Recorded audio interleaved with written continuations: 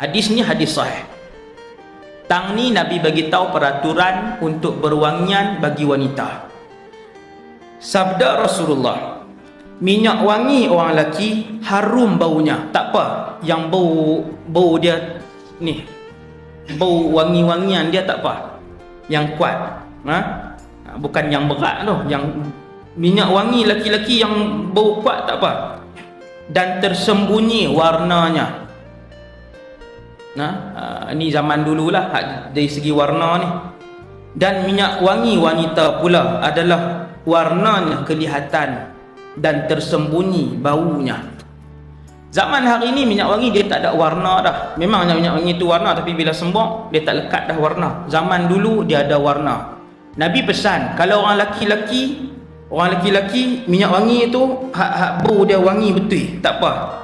Tapi orang perempuan pula minyak wangi dia pastikan bau dia ringan je. Nabi kata dari segi warna, orang laki-laki biarlah warna tu tersembunyi, orang perempuan tak apa, biar kelihatan warnanya.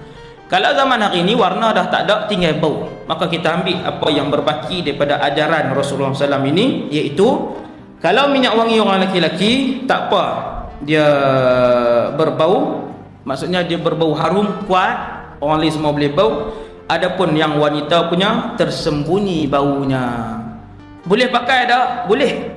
Takkan tapi pastikan bau dia tidak berlebih-lebihan. Ini ajaran Rasulullah.